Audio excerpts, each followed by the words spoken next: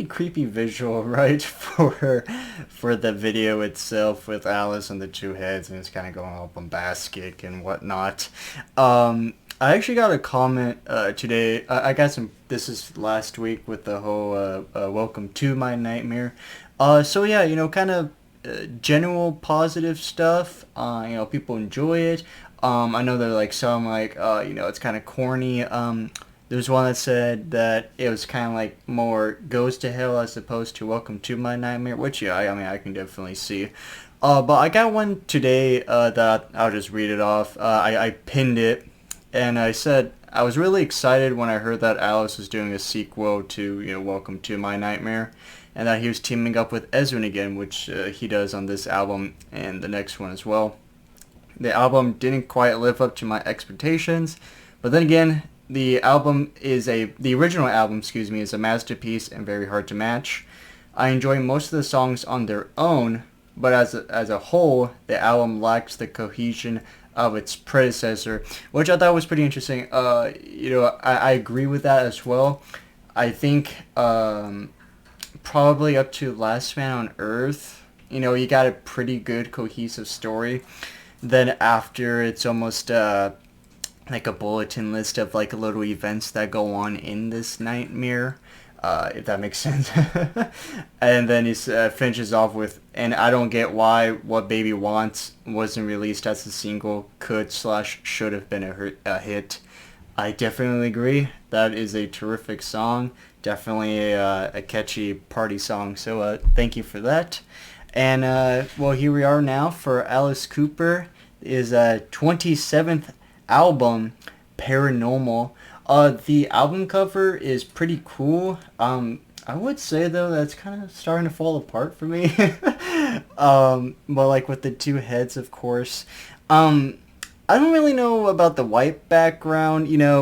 I got this for a party recently, and it's like Kisses Lick It Up. This is a terrific album, by the way. My favorite song on here is probably Not For the Innocent by Gene Simmons. That's a terrific song.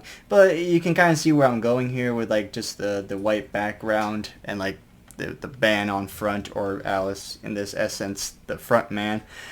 There are two CDs on here, so I don't know if it's like some contract thing with ear music, because Detroit Stories is also two. But the second one is a DVD, or I guess like Blu-ray, depending on what option you got, of a tour concert. But here's the back.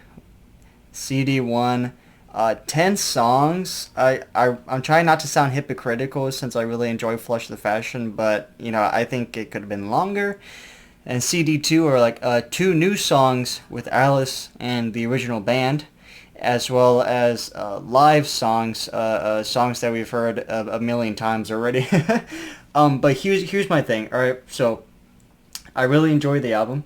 However, I find that once I really start getting into it, then it's practically over with. What I would have done was ditch the second CD and put the 2 Alice Cooper band songs as tracks 11 and 12. In fact, like quite a few times for this album, I just ended up listening to the one on YouTube, because for some reason with my record player, it makes this god-awful sound it's just like depends on the album. So this one, Paranormal, the machine will be going like sound, and like you go to track 2 and it's the same sound but less. But like other albums, they're fine. It's really hit and miss with my thing. I don't really know why. Obviously that's not a diss on this, whatever. But yeah, I would have preferred just a 1 CD thing. But in any case, you open it up here, and desolate trees, and his hand kind of coming off almost like he's a symbiote. And there's the CDs right there. Oh, actually, when you take off the CD1, you get Alice Cooper there himself. So that's pretty cool. I don't think there's anything on the CD2, maybe just a hand. Oh no, it's just more trees. Kind of getting a reminiscence of Detroit Stories packaging, where it's just dark. And city lights, the city buildings of Detroit. The pamphlet itself, there's Alice here, so that's pretty cool. and then Alice Cooper Paranormal. This was actually the first Alice Cooper album I bought. I bought it for my dad for Christmas in, I think, 2018, I believe. But then, of course, the first album I bought for myself was Dada. Yeah, I'm a little weird. I always go for albums that are lesser known. So, if you know anything about AC/DC, the first album I bought was Fly on the Wall, which I showed on Along Came a Spider. I actually got a video coming out on Tuesday showing off physical media. I just took pictures and whatnot. That's actually pretty cool right there. Like a ink drippage. And that one's showcasing the sound of A, which obviously I'll get to there. And then there's the end. So, not a whole lot. I guess, obviously you can make the argument that, in terms of physical media to streaming, it's completely night and day. Obviously I'm not saying that's what Alice is doing, but, you can probably see, I guess, depending on like a recent album, like, if it's like a little lacking on the inside, then it's just, chances are most people are just going to listen to it online. But in any case, Alice Cooper, Paranormal, like I said, it's definitely in a step towards Detroit sound, definitely a Detroit rocking sound. No really, bells and whistles of like the last album, Welcome to My Nightmare. 6-year gap. The last time you saw a 6-year gap was from The Last Temptation to Brutal Planet, and this is almost like a protege of what's to come with Detroit stories. So, like I said, 10 tracks on Paranormal, so let's get started. So obviously, you open up with the song that I showed in the beginning, called Paranormal. You get a definite heaviness in terms of the guitars and the drums, and you heard just like the snippet, of course. His voice is very soft, low, and but very direct. I believe I heard in an interview he said it was because like this album, he's like paranormal, not in the sense of like ghosts, but I guess in terms of the unknown or like what's to come. This one's more of a if you hear that, that's my bird. If this song is more of a former lover that passed away, and he's like looking out to her. But he opens up with he's singing how he's condemned to the long endless night, and I live in the absence of light. And he gets this really creepy voice in here when he sings about when the night's all cool, skin and bones, and you're wrapped in your sheets all alone. But then you get more in terms of the heaviness, in terms of the guitars, very, banging, and it's pretty cool with the music video. Every time that happens, it like lights up, like a flash of lightning. I forgot to say, they're like to continue on like with the next album in terms of its Detroit, heaviness and guitars. Is the use of artists, as we see in the next album, of course, like Larry Mullen Jr., Roger Glover, Billy Gibbons, Steve Hunter obviously came aboard, like the Welcome to My Nightmare with Dick Wagner, but unfortunately Dick Wagner was passed before this album came out. And then you do get the original lineup on some songs. I know there was some criticism that, I don't know, because I wasn't there to see all like the press release, so I don't know if it was marked as like Alice and the band back together for like the entire album. That I don't know. However, they are on some songs. Then obviously they write the 2 new songs on like the bonus CD. But in any case, back to the song itself. Is when he then opens up creepily again about, because like you can really just picture this song. You can picture at night almost like a mansion bedroom. A lady like lingerie sleeping in the bed. And like this antique phone there, because he says, there's a ring on your dead telephone. Don't be scared when there's no one there. And then more heaviness of the guitars, and then he gets a more lighter sort of creepiness to his voice about singing that like a spiderweb kiss on your face, that familiar scent just a trace. That's my scent I left on your lace, so you're never alone. So very I don't know, like almost like Romeo and Juliet, like a bit. There's a great solo piece though that happens throughout, like the after like the mid part of the song, and then he comes back at the end in a much quieter voice, singing the same two lines at the beginning, how he's long in the endless nights and that he lives in the absence of light. So it is a pretty good start to the album. A lot of heaviness in terms of the instruments, like I said, and a return. I mean, obviously he had this a bit in Welcome to My Nightmare, but this is a return to a more, I'm going to say, classic Alice voice. Definitely the creepiness, definitely the raspiness and the snarliness that you might have seen, obviously, in the earlier albums, but good song. Alright, so the next song is Dead Flies, which is all about misuse of religion and subsequently cults.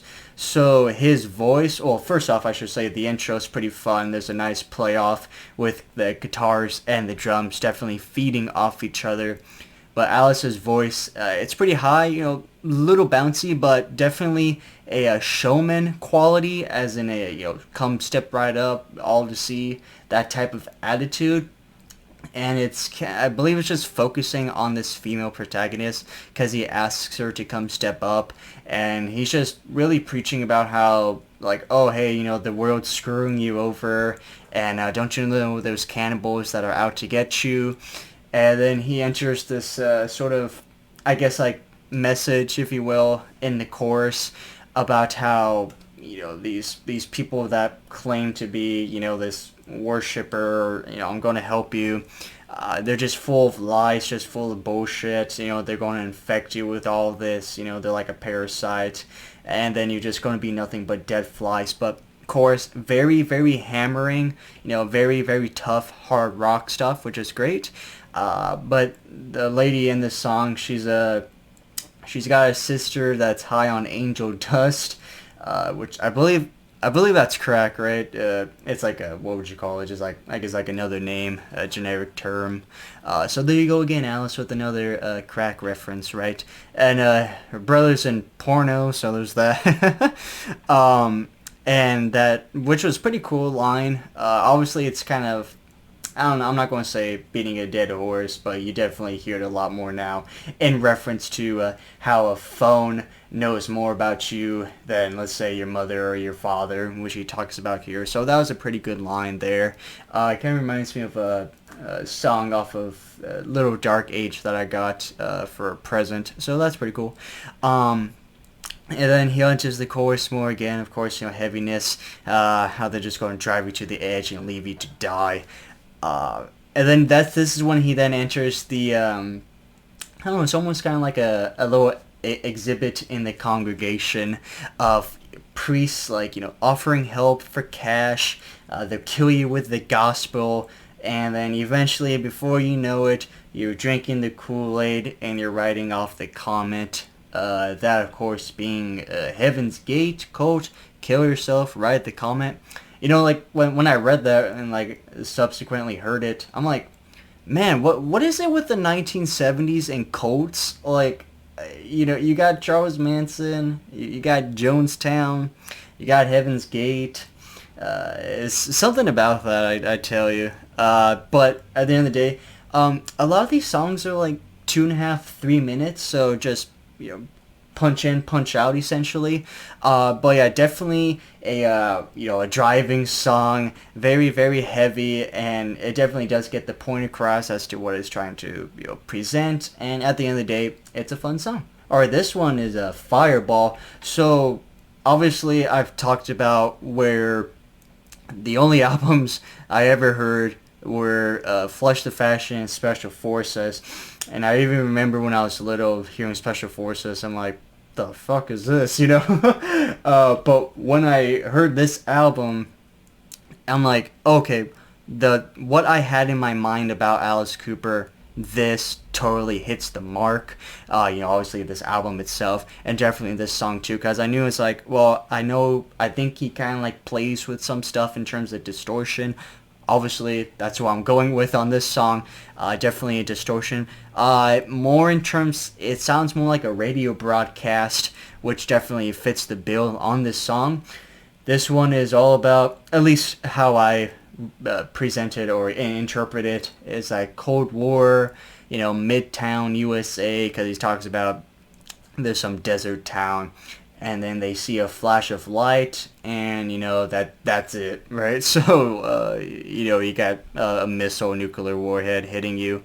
And then he sings all about like what's happening in the town. So people are stopping, either walking or driving, and they're looking up in the sky, all shocked and horrified. Just time essentially stops, and that there's a just flash of light, a silver object that's in the sky. And then there's alarms going off in liquor stores, so you just kind of got mayhem like some monsters do on Millbury Street, right? And then he sings about, but in terms of the kids, there's a kid like with a cowboy gun, and then it's like mom picks him up and starts running, but he just thinks it's a game, he doesn't really understand what's going on. And then Alice, he sings about, like, he preaches pretty much like an almighty God, is it today? And then that's when stuff like really hammers. And then with the chorus itself, fireball in the sky. But it is great how it transitions from the chorus, like how he sings some stuff, very, very catchy, very right on. And then he does hammer some lines such as the city's in flames, and then it subsequently like enters more of the chorus, but it then opens up with I'm just assuming a boy or just somebody waking up scared, covered in fright, and just thinking it's a nightmare. But he looks out the window, and there's a ball of flesh, and it's like, oh, it wasn't a nightmare. It's happening. Just pray to God. So I don't know if it just kind of got a sort of memory, like a predetermined mindset that like, oh, this is going to happen, like a foreshadow of what's going to happen. But it is a very, very fun song, definitely a favorite of mine. I really do love the distortion on here, and just the overall theme of just chaos and ultimate destruction. But just the way he sings it, it's a pretty good song. Alright, the next one is a Paranoiac Personality, which I think was like the last song to be on Paranormal for the tour. I always find it kind of funny. What I'm talking about is like the DVD I got for Detroit Stories. It's like the the Paranormal Evening in Paris, right? I could be wrong. But it's always kind of funny to where you see like some artists do it to where a tour will be based off of an album, but then further on, really, the only thing that's from that album that's in the tour is like maybe one or two songs. You kind of saw that in Dragon Town. Things just kind of got dropped, which is kind of unfortunate, but this one seemed to have lasted, right? And it's definitely Alice theme. That's one thing I'm going to say to where even a song like, even this album, 27 albums in, and there are still songs that he's writing, still songs that he's singing, are right up his alley and make killer set lists. So obviously, Dead Flies, great. Fireball, terrific. Paranoiac Personality, awesome. Just the fact that you're hundreds of songs in your career and you're still able to come up with gems, I think that's absolutely amazing, and it just shows what a terrific songwriter and lyricist and overall performer he is.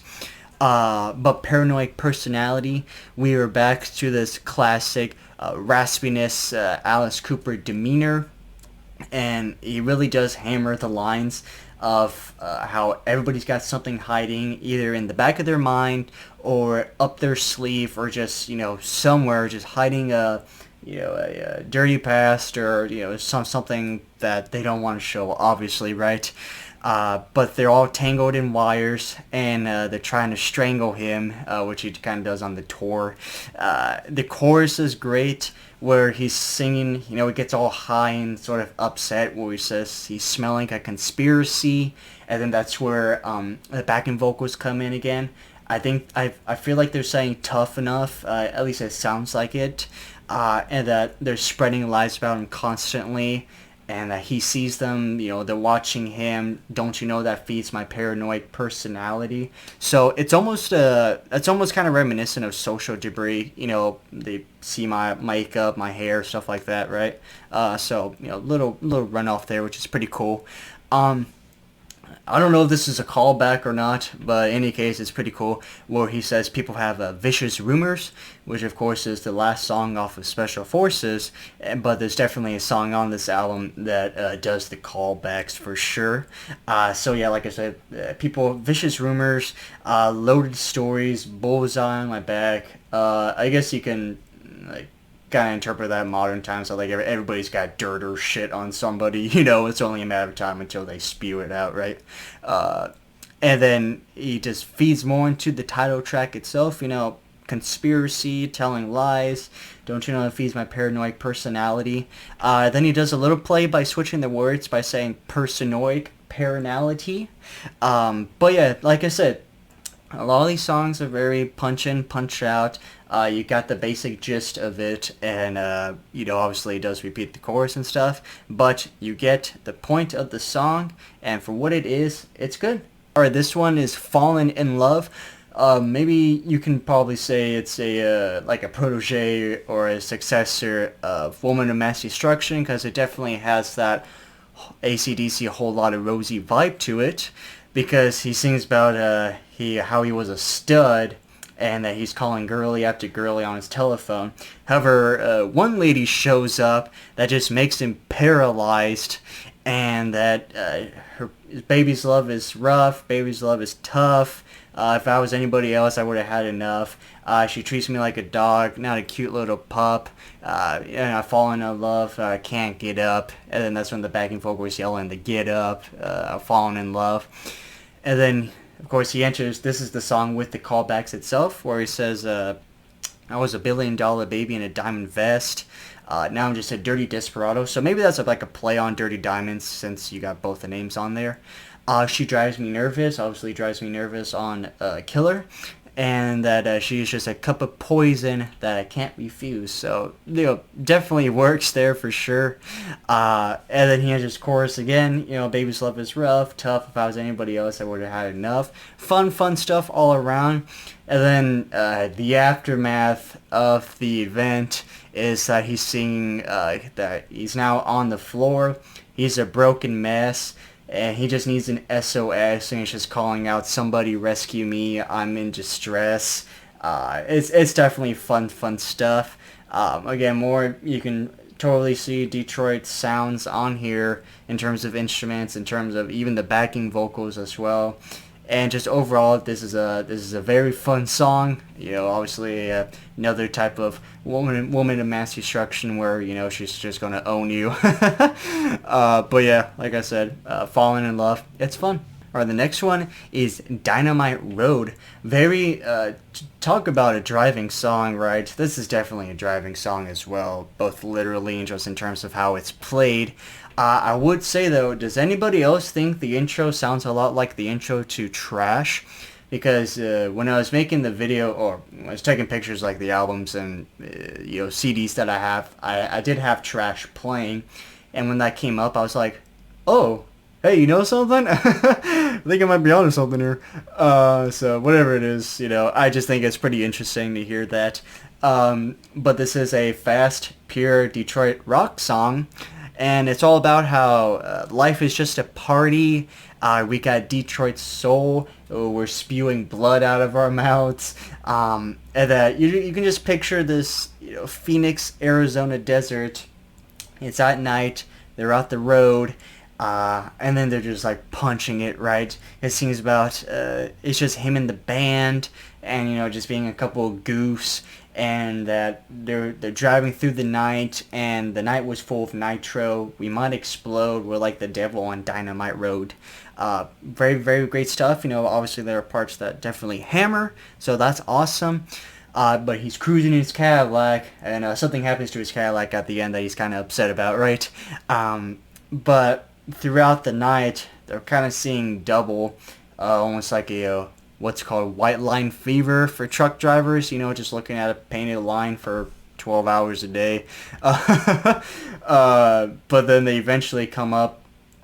You can kind of picture a stoplight, it's a red light.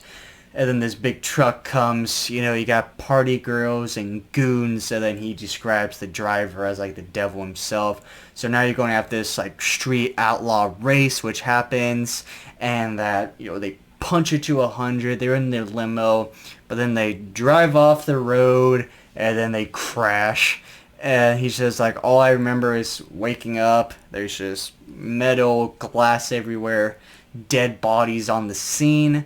The band's up in heaven, I'm probably down in hell. But through all that, why'd you have to crash my Cadillac, right? So everybody's dead, I'm in hell, but man, why couldn't you save my Cadillac? So, short song, definitely hits its mark. I hate repeating myself, but I'm just saying how it is. And it's a fun song. Alright, the next one is a Private Public Breakdown.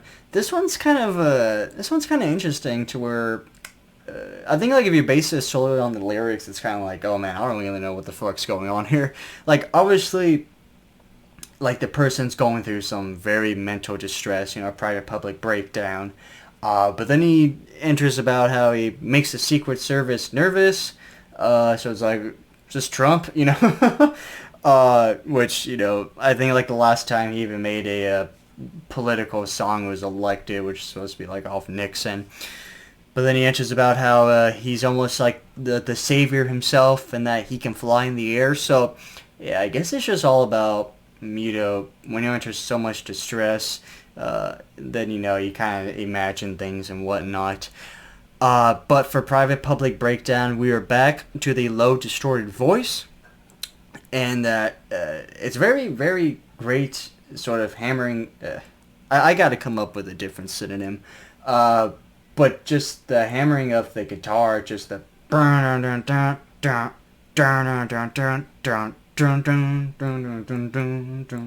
and then that's when he leads in with I know tomorrow's not today, and then that same beat follows throughout the lines. So it definitely gives it its own charm, which is very awesome.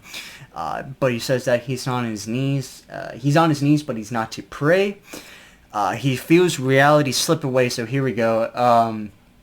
Maybe like almost like a Dada thing, right? This like split, you got this like mental personality breaking through, and you really don't know between what's real and what's not. Obviously people go through that, which is fucking horrible, right? But then he kind of preaches out like, I hope you like I hope you love I hope you see my private public breakdown. And then that's when you get the beats again. And then he says, the Secret Service, I make them nervous, right? But then this is when he enters the almost like savior part that at least he envisions himself, right? To which he says he watches traffic pass by, and then he just gets the mindset that he thinks he can fly over the trees twice as high, because hey, I'm the savior, right? I don't need meds to tie me down. I can feel love floating off the ground, and I hope you like love my private breakdown. So, is this actually happening in real life? No. Maybe, I just thought about it right now. Maybe he crossed the road, he got hit, now he's dead. And now he's flying up to heaven. That could be something, or it could all just be in his mind itself. But I really love the way that he sings this song again. That low vocal song, and then just that heavy beat that follows through. It definitely gives it. It like when you think of something like a private public breakdown, or just a complete mental reality collapse. You can definitely picture something like this as, obviously you can do a whole, high screech, frantic, million things happening at once, of course. But this also does paint the picture quite well. Alright, the next one is Holy Water, which is definitely a New Orleans feel to it, with trumpets, with the horns, which add a great touch to it. I know Bob Ezrin really likes his horns. There's a video I saw last night. There's something about Alice Cooper, and somebody made a comment about how like the one thing that they respect with Alice Cooper is that he doesn't beat you on the head with his religion. However, he doesn't deny it and will, I guess like in an essence preach about it when asked. Obviously, he supports it, and he totally respects that. It's like I think like you read the replies and somebody's like, "Oh, you don't have to respect. I'm not respecting it. I just have to tolerate it. He believes in fairy tales." I'm like, this is why people hate atheists.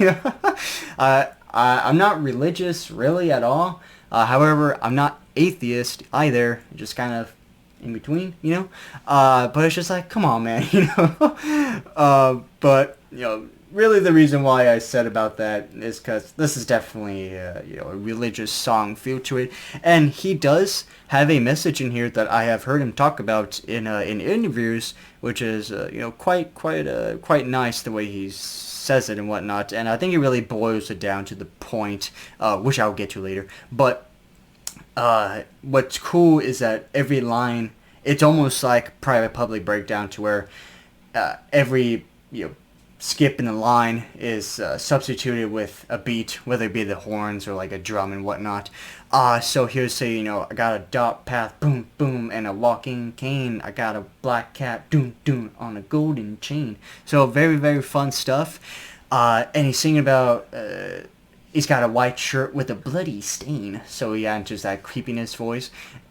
But there's a lady there, over by the river of love, and then that's where he's going down to the river of love. Chorus is very good, very, very elevated, where he sings about holy water, take me down, hold me under, oh, I feel the power, feel my soul with righteous thunder. Great, great stuff. And then he enters more with the raspy creepiness of, I was decaying like a cavity, dismayed of my depravity. And then she says that she, like the lady at the river, she's an angel. Her name is Tiffany. She's a gift, though. Tiffany is the name of, oh Christ, what is it? Not like a decipher, but I guess like a god angel-like, representation. I've heard that that's the name itself, so that's pretty cool. Obviously it definitely fits here, right? But then he enters chorus again, holy water, and then he's got like new eyes now, so he sees sad empty souls. And this is the part where I talked about where you hear on interviews where to essentially you see rockers and celebrities, they have basically everything they ever wanted and more. However, they are completely depressed because, and that ain't natural, right? You no longer have dopamine, because dopamine you get by like, oh, I got a gift, or hey man, I did something, I got a reward. When you're constantly stimulated, there's no happiness or satisfaction, so you just fucking depleted, right? I'm trying not to be some fucking Jordan Peterson video here, but what it means is that you see them like, man, I feel so sad. It ain't the cars that's making me happy, not the wealth, not the mansion. Let's see if booze help. Let's see if drugs help, right? Try and fill this emptiness, and then, end up dying, which, he's talked about in interviews. So with the song itself, he's saying how like the religion, like a holy water, can fill that void. And there's some artist that like actually reached out to Alice because he was in this void as well. I don't know if he was like Metallica, Megadeth, something along those lines, but he got better with religion. I'm not trying to preach here, I don't preach and shit. I'm just saying like what it's all about. But then Alice sings, he's like, ditch that stuff. You gotta sing your heart out. Raise your arms to the Lord above. Bring your girl and all this stuff. Preach and just enter the holy water itself. So while it is a bit preachy at times, it definitely does have the New Orleans feel, which is fun, and just the overall basics of holy water itself. I can understand like why people would be like a little turn off on it. Trust me, I get it. I'm not one to preach at all, like I said. But at the end of the day, very catchy, great chorus. And at the end of the day, it's a fun song.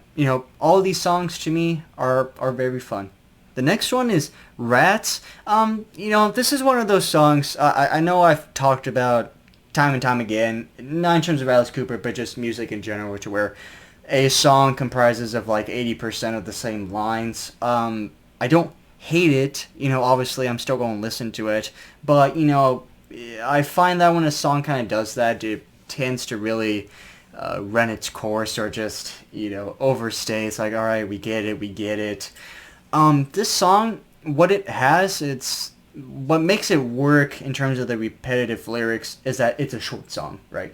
If it was like 4 songs, forget it, right? But 2.5, that's fine. So the basics, really just singing. It's a very, very heavy hard rock sound. And I feel like it might be a satire on celebrity life just because there's some lines on here to where it's like full of meth, want to do sex, cars, bling, give them what they want or they be coming for you, right? So, I kind of just see that maybe as the celebrity life itself, but all it is just Alice and the OG band, right? They play on this song, just singing about give the rats what they want, repeat that infinite times, just give the rats what they want, open the cage, give them cheese, let them run around the maze, they're just going to multiply like rats, that's what they do, give the rats what they want.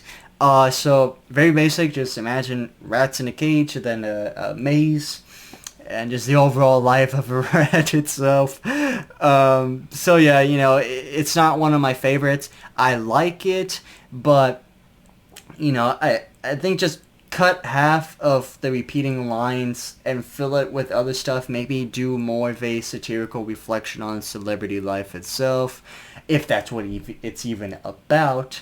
Then I think it'll be a much better song for me. But for what it is, it's alright.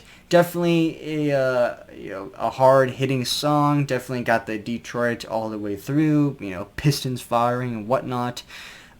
Just, like I said, I'm not really a big fan of these type of songs. And alright, to finish it off, however, I am going to do the 2 bonus tracks, obviously, right? But to finish off, like, CD 1 is The Sound of A, as in the letter A. So this was written during like the Alice Cooper, Whiskey A Go-Go era of the Pretties for You. But this definitely, obviously this is a much, much more experienced, just well processed song than I don't think, probably Pretties for You era could have come up with. Not dissing on them, but I can totally hear this song being kind of like another changing, arranging, sort of like a bouncy shit. But this one is a definite Pink Floyd vibe to it. Again, my comment earlier, I'm not saying that they were dumb during that time. Obviously not, they're musical geniuses. But, you can just kind of see the song being a filler if it was on a Pretties for You, given the fact that I think they probably would have sung it, probably would have done it just the same as any other song on Pretties for You. But this one, Alice Cooper, 50 years later, he knows how to make a song work. He knows how to make it sound. And, definitely Pink Floyd all around. There was a music video to this. In fact, this was actually a solo or a single release. You can get like on a vinyl. But the music video, it's like focusing on people's mouths. So you got Alice and like other like fans. They're in makeup. And there's like little girls too, and they're like, ah. So it's kind of funny and stuff. But it totally, sorry, there's something in my face. The video totally reflects just the overall atmosphere of the song itself. Very, very creepy. Hardly really any music. Obviously, there are some instruments that go through. But yeah, just totally atmospheric, dark atmospheric, where it says the sound of A is in the air, the sound of A is everywhere, the sound of a gun when you run, yeah. Here in America that happens like every half hour, right? But then he enters again with like the chorus part, if you will, of meaningless noises, everybody's toys. So I was kind of reminding myself, like, oh, like in senior year we read 1984, which is a book like every conservative likes to bring up. But like the point I'm trying to make here is that towards the end he gets shot by the message of Big Brother. So it kind of reminded me of that, like, oh, meaningless noise, just I don't know, like propaganda or shit, just kind of filling you, and then it, hits you in the head like a gun, and then you're kind of a sheep, if you will, of it. So it kind of reminded me of that a bit. But I think it's more towards the sound of a gun, a literal gun, as in terms of a metaphorical. But you can do whatnot, but it will keep you down with that cruel, peculiar sound. It will shoot into your brain, and that's where it will remain. So I would say this song would be written around 1968, 1969, that era. Obviously, prominent figures were assassinated. You got JFK, Martin Luther King, Bobby Kennedy. So definitely, like I said, figurative, high looked up people were killed, and obviously, Vietnam's going on, so this is definitely a song that would be very relevant during the time, and unfortunately, obviously, it still is given the situations and whatnot. But is it out of place? Which I kind of hear sometimes. I don't think so. I mean, obviously, you got like tracks 1 through 9, which are definitely like hard hitting Detroit. Then this one's like a definite space ambient Pink Floyd. However, I do think it works. We can definitely say it's paranormal. It definitely has the feel to it. But at the end of the day, is it a great song? Absolutely. Alright, the first one of the bonus track is a Genuine American Girl. Very, very fun stuff. A very catchy chorus as well. So it's following this lady who she paints her nails, gets her hair done. She goes outside and it's raining and like her makeup's all a mess. I think he says she's a MAC mess, MAC, like the cosmetic companies. So that was kind of funny. But she's like, hey, fuck it. When I leave this room, I'm gonna look and feel all right because my mama says the world's an oyster and I'm the pearl. And then you enter the chorus itself with I'm a genuine American girl, a bona fide beauty in this ugly world. I'm everything I want it to be. Or how there's also stuff like bleach blonde curls and my ruby red lips. So great stuff. It definitely has the dance ball element theme, both in terms of the story itself and just how it is sung. So awesome, pros on all that. Because then he says, when I'm going to hit the floor tonight, I'm going to look and feel all right. Great stuff. I do love how he sings a line on here to, he's got this sort of, I'm not going to say disdain, but just sort of like a heaviness, like, hey, this is a reality check for you folks, right? Where he says, you think it's vanity or some insanity. This is no man's land, and I'm here every day. So just like the way he says no man's land, I don't know, he does, I really do enjoy it, at least. And then there's other stuff too about, he says like, come on and dance with me. I'm only 30 out of 50 shades of gray. What do you say? So, getting all the guys, dancing on the floor, having a good time. Then I did write this down because it's a pretty fun lyric of every He-Man's fantasy. So the last time, I suppose, comic wise, obviously, He-Man, Masters of the Universe show and shit like that, but just in sort of that pop culture element, definitely reminds me of Blow Me Away from Brutal Planet, where he says, I'm in my room, I'm Doctor Doom, not me, I'm somebody else. So, that was pretty fun. But you get little bopping vocal backgrounds, vocals in it, but instruments through and through. Very fun. It's a very, in fact, there's like somebody in the comment section on the videos like, man, this is probably like my favorite song. So that's pretty cool because it's an all around, a happy, good feel, just dance song to it, and they definitely excelled at it. Alright, to finish it off, You and All Your Friends, which is a definite sort of storyline of Alice Cooper Band to where you can totally see them doing it. You can totally see people sort of seeing them and just, the antics and stuff. There's the story about didn't they like stop a roadway in London, right? So they can have like the billboard of Alice Cooper. I could be wrong there, but like little antics and stuff to get newspapers all pissed off at them and whatnot. But it's all about. I think it does have like a little bit of distortion to it. But this can also be like a end credits of like an Alice Cooper Band documentary. It's definitely got that feel to it, and it's awesome to see that Alice Cooper, while the breakup sucked, while obviously there's a lot of animosity, Substance here, Alice, we don't need the other guys, right? Come with me, we'll make you and shit like that. But they totally burn their bridges. They're able to still be friends. Still love each other, and able to sing songs and write songs. Obviously, you got some songs on here, and you're going to have songs on the next one too. So awesome stuff. But the song itself is like the band essentially. They're going to burn. At least this is entirely how I interpret this stuff. So how this is going to burn down your city. The message has been sent. We're angels without pity. So fun stuff. Besides the people in the song. But he's just preaching about how everything's going to end now. There's pretty much nothing you can do. It's done for. And it's payback for destroying our nation. Excuse me. You're painting heaven black. We're no longer your slaves. So it's almost a anti-establishment feel to it. There's going to be no sorrow. We'll be dancing on your graves, right? And this is where it all ends. So yeah, definite, like I said, a definite anti-establishment feel. Kind of like the beginning of the last song on Easy Action, which I'm blanking on right now. But you get the point all around.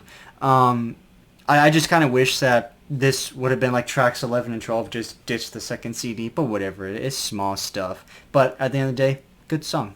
Alright, so there you go. Alice Cooper, Paranormal. At the end of the day, I really do enjoy this album. Again, I just wish it was longer. Maybe, like I said, add the 2 bonus tracks, or, at least just add some songs in terms of like a CD one and then whatnot. But in any case, you like straightforward hard rock Detroit sound, check this out. Obviously, it does have a little spooky creepiness of Alice Cooper, like in Paranormal or Sound of A. That, of course, is classic sounds. But let me know. You guys love it? You guys hate it? I would say I kind of hope not hope, but like maybe like if the next album would kind of depart from this stuff, because I don't mind it, but I hope the subsequent albums aren't just the Detroit sound only stuff. But in any case, there you go, Alice Cooper, Paranormal. I'll see you guys for next week, the last album, right, for Detroit Stories. Alright guys, thank you so much for watching. Take care.